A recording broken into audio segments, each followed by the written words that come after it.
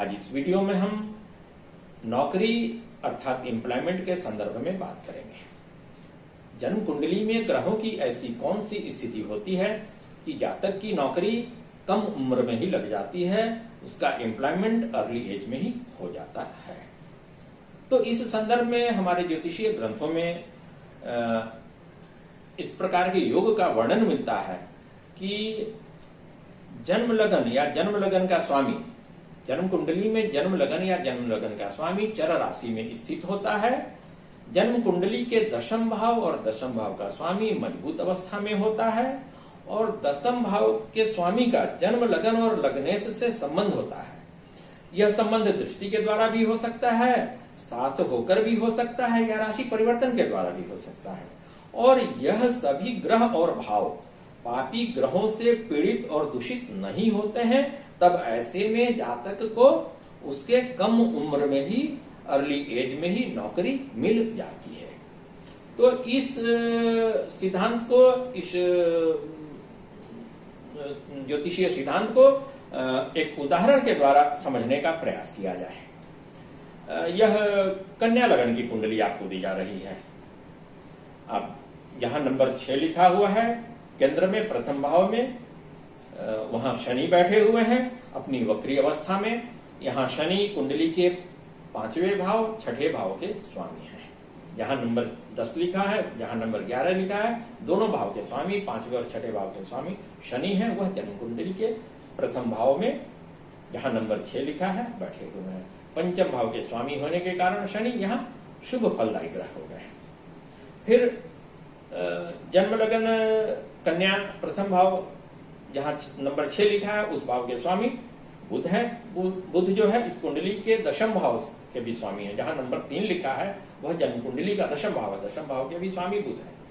बुध कुंडली के 5वें भाव में बैठे हुए हैं। 2 केंद्र का स्वामी होकर के जन्म कुंडली के पंचम भाव यानी त्रिकोण में बैठना यह बहुत ही शुभ फलदायी स्थिति है। साथ में पंचम भाव में बुध के साथ में सूर्य भी बैठे हुए हैं। फिर कुंडली के 6ठे भाव में चंद्रमा और राहु बैठे हुए हैं। कुंडली के दूसरे भाव में जहां नंबर 7 लिखा है मंगल बैठे हुए हैं। कुंडली के चौथे भाव में जहां नंबर 9 लिखा है शुक्र बैठे हुए हैं। शुक्र यहाँ भाग्य स्थान के स्वामी है, भाग्येश हैं, धन स्थान के भी स्वामी हैं शुक्र। फिर कुंडली के 7वें भाव में बृहस्पति बैठे हुए हैं जहां नंबर 12 लिखा है। कुंडली के 12वें भाव में केतु बैठे हुए हैं जहां नंबर 5 लिखा गया है।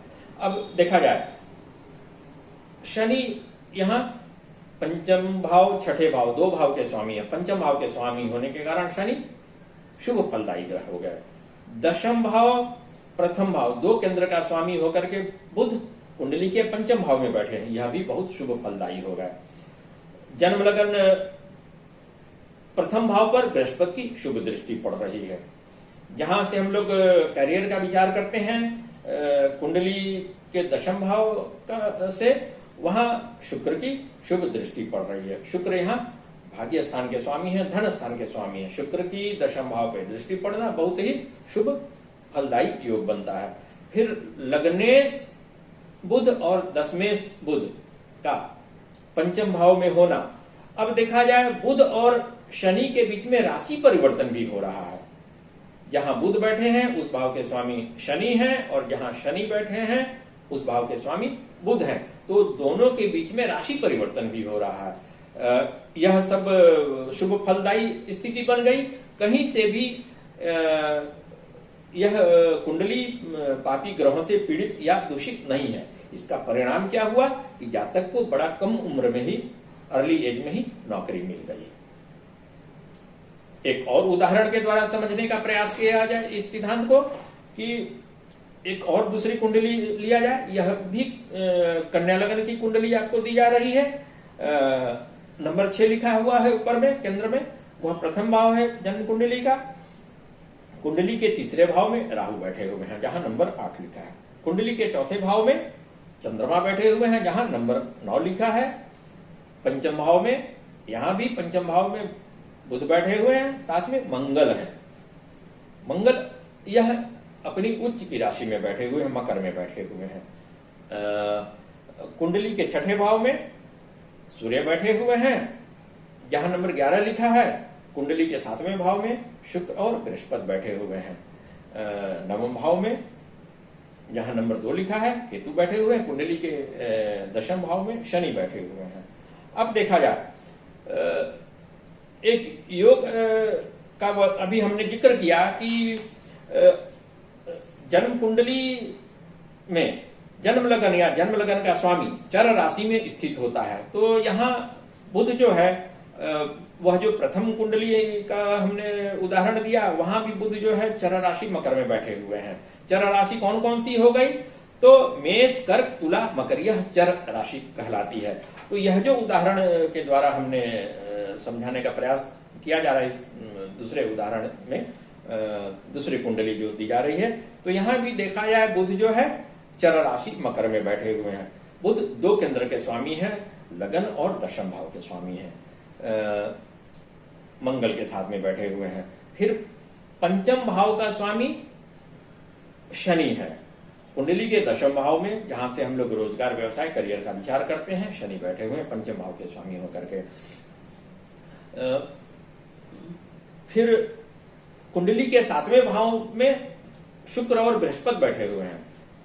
यह दोनों शुभ फलदायी ग्रह हो जा रहे हैं, जिनकी की प्रथम भाव लगन पर सप्तम पूर्ण दृष्टि पड़ रही है। फिर बुध और शनि के बीच में राशि परिवर्तन भी हो रहा है। तो लग्नेश दशमेश बुध और पंचमेश शनि के बीच में राशि परिवर्तन भी हो रहा है। यह एक शुभ फलदायी स्थिति हो गई। इसका परिणाम क्या हुआ कि जातक को बड़ा कम उम्र में 22-23 वर्ष की उम्र में ही नौकरी मिल गई। और यह जब नौकरी मिली जातक की, तो कुंडली में बृहस्पति और शुक्र कुंडली के पंचम भाव स्थित मकर राशि में गोचर कर रहे थे।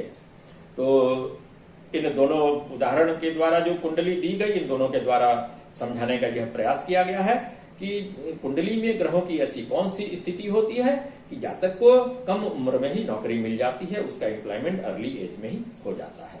इस वीडियो में नौकरी के संदर्भ में, एम्प्लॉयमेंट के संदर्भ में इस विषय पर इतना ही। फिर हम दूसरे विषय पर दूसरे वीडियो में बात करेंगे। धन्यवाद।